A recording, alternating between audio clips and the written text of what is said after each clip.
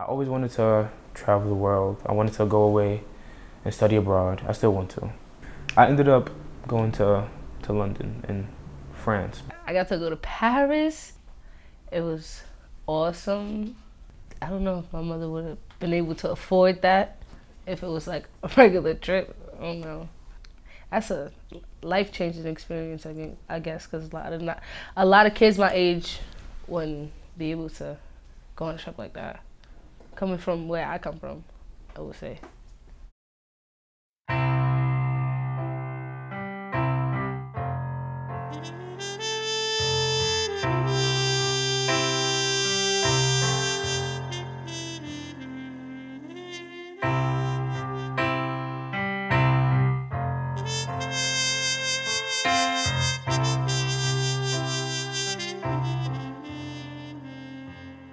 I was broken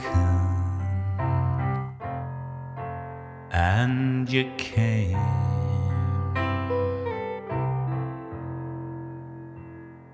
and the world was right again. I was falling, you lifted me with the kissing that you gifted me. I was wrong, you made me right with your warmth all through the night. I was bad, you made me good in the moments when you could. Like toward the middle of my sophomore year, I was an athlete, played basketball, baseball, boxed on the weekends and stuff. And I started losing weight, and I was a chubby kid always, so my mom was like, okay, going through puberty and all that.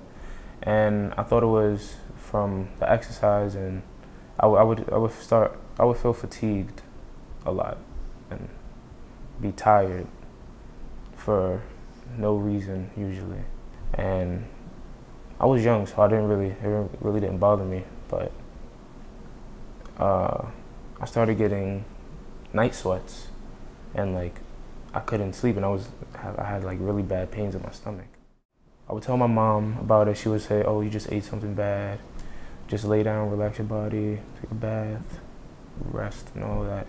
The thing that like worried me and my mom was when in May, April, May, I started getting a lymph node. Well, I didn't even know what it was at the time, but like a big ball in my neck, and it started growing like to an abnormal size. Like my friends at school would see it, like a couple of my like teammates would see it, like, can't tell, what the hell is that on your neck? And I'd be like, I don't know, man. I had a follow-up appointment. They checked my weight, my height, my pulse, blood pressure. They said everything was normal. But when one of the doctors saw my neck, she was like, yeah, you need to have a biopsy. They gave me a biopsy, and that's how they found out.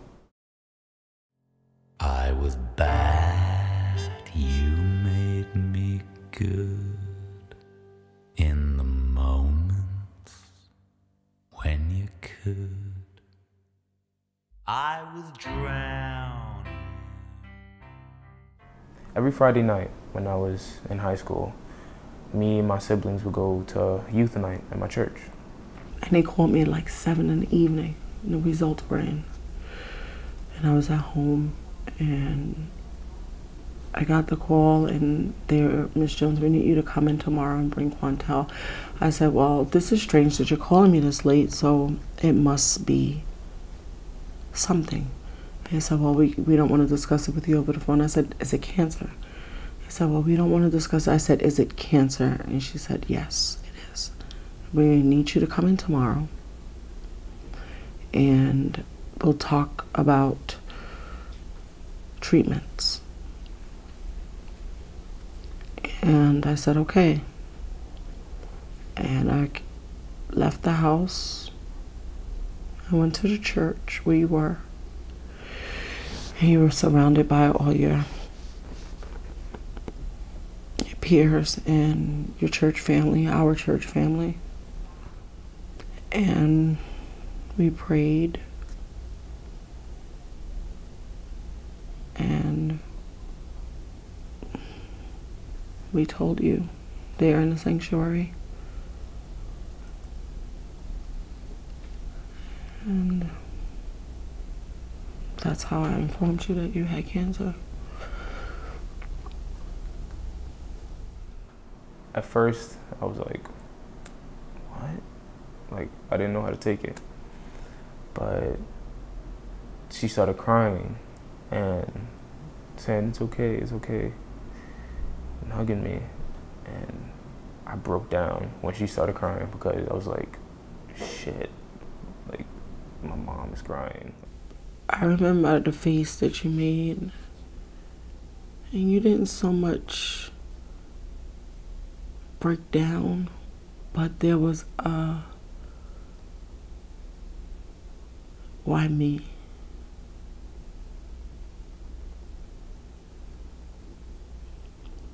And I remember you just looking up, and then you putting your head down, and you started crying.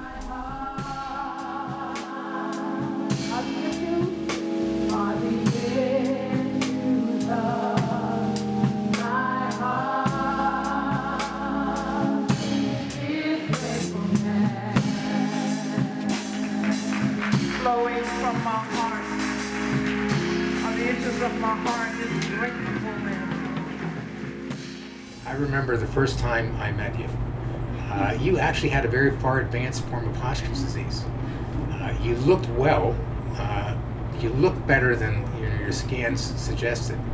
So I was impressed with your energy and your vitality, in spite of the fact that you had a pretty advanced disease. We were pretty confident we could get control and eradicate the disease, but of course the diagnosis, you can never predict the future. So I was confident based on your physical condition and how well you handled the medication that things were going to go well. Well, when the doctor told me that, when he told me about the entire process that it would take and how it would be like relatively quick as opposed to other diseases or other treatments for other diseases, I was relieved actually, because, and I felt lucky too, because he told me that I had stage 3 Hodgkin's lymphoma, which is at the cusp of like leukemia, which would have been a whole nother treatment schedule. So I was relieved and I felt lucky. I remember like waking up one morning and I looked at my pillow and I just saw like a bunch of hair from the back of my head on my pillow.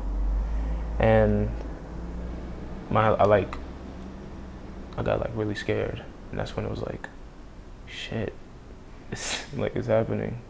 When his hair started falling out, and he's like, Sandra, can you do me this favor? Like, I need you to cut my hair for me. I'm like, I don't want to cut him because I'm not a barber, but it was something I had to do. Like, so we was in the bathroom, shaving cream, got a razor, and I shaved my brother's head. I was shaving my brother's head. I'm like, wow, this is really real. My brother really has cancer. Like, no matter how little I thought of it and how little I thought it would affect me, actually seeing and feeling my hair like falling out, it was like really scary and actually made it feel like that much more real. But in between chemo cycles, I would try to just go out and have fun because my blood counts were usually high right after chemo. So I would go out just with friends and hang out. But when my hair started falling out, and from that day on, that's when like, it was like, yeah, I'm sick. Like I felt sick. And I was like recognizably sick, like you could see that something was happening. I am the wellness coordinator at Hassenfeld Children's Center for Cancer and Blood Disorders here at NYU Langone Medical Center. You know, actually to this day, I still feel comfortable going to Hassenfeld. They have the best doctors and oncologists there to actually support you. I mean, it's actually good benefits, you know. I mean, they have a teen young adult program. You know, I always love going there, you know. You get to meet other people and, you know, they actually have a nice setup for us. You know, we watch TV, play Xbox, Wii. And, you know, I mean, you can always go there, you know, talk about your problems. And actually, even then, you know, it's not even a problem you could talk about. It's anything, you know, they accept you. Some of the good things that came out of him being sick. Well, we got to see the Eiffel Tower. We went to the Buckingham Palace. We got to see where Queen Elizabeth sits and stuff. We went to Westminster Abbey too. It was pretty awesome. I was grateful. I was happy. I had a lot of fun there. It was like one of the best times of my life.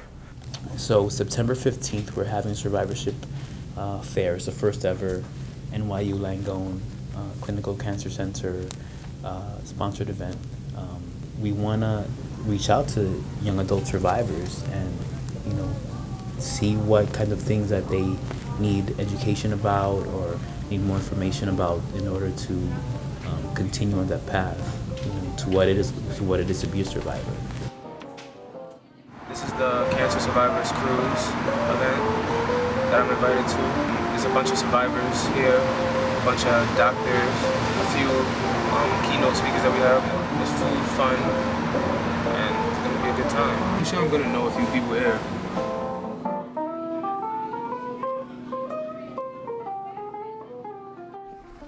You wonder how could someone as active and young, someone that never hurt anybody, never did anything wrong, how could it happen? And then you realize that it was meant to happen because you were meant to survive. You were meant to do this very thing right here, to share your story.